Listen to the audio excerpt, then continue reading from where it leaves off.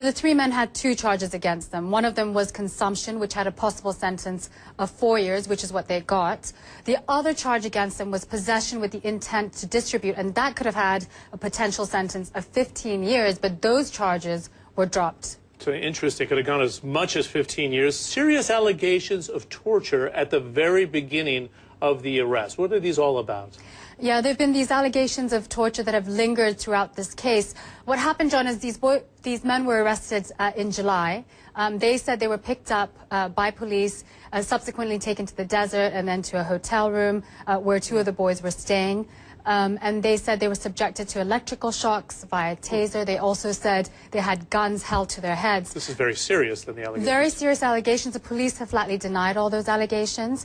In fact, we spoke to a manager of Dubai Police Human Rights Department today, in which he said those allegations were considered, they were looked into and investigated, and then they were rejected after being investigated in accordance with international standards by Dubai Police.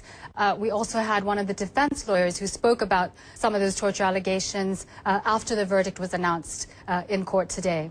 With regard to the allegation of torture, the problem is that the suspects did not raise it with the police or the general prosecutor. During the investigation, this torture allegation came up 1 week after I was hired to defend one of them.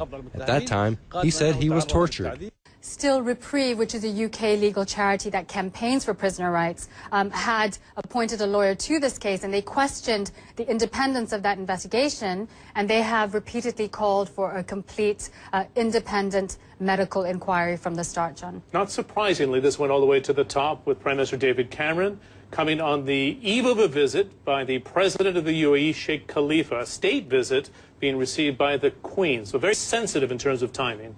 So that state visit is on Tuesday. Sheikh Khalifa is set to be in the UK on Tuesday. So Reprieve, along with Human Rights Watch and Amnesty International, wrote a letter to David Cameron in which they raised, among many other things, concerns about these three men.